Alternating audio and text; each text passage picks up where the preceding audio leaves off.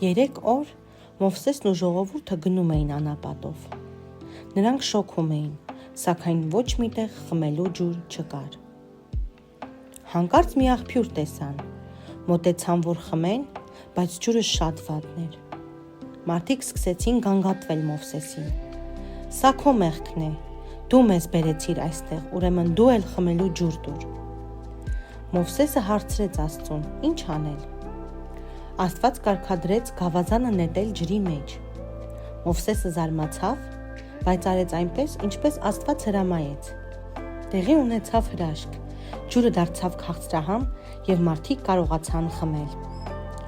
Ամպիսյունը, որին հետևում էր ժողովուրդը, սկսեց շարժվել։ Ուրեմն ժամանակն էր ճանապարհ ընկնել։ Ամպիսյունը մարդկանց բերեց մի գեղեցիկ վայր։ Այնտեղ կային մաքուր ջրով լի ջրհորներ և շատ ծառեր, որոնց ստվերի տակ կարելի էր հանգստանալ։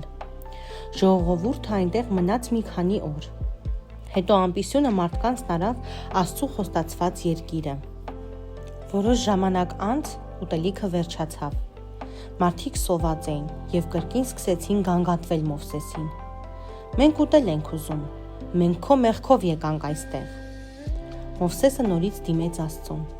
Նա գիտեր, որ Աստված կօգնի իրեն։ Աստված Մովսեսին ասաց. «Ես ձեզ ուտելիք կուղարկեմ»։ Շուտով լորամարգիներ հայտնվեցին։ Մարդիկ բռնում էին նրանց և ուտելիք պատրաստում։ Հաջորդ առավոտյան գետինը ծածկված էր սպիտակ փաթիլների նման ինչ-որ բանով։ Փաթիլները շատ համեղ էին։ «Սա Աստծու ուղարկած հացն է», ասում էր Մովսեսը։ Մարդիկ այս հացը անվանեցին մանանա։ Աստված հոգում էր իր ժողովրդի մասին։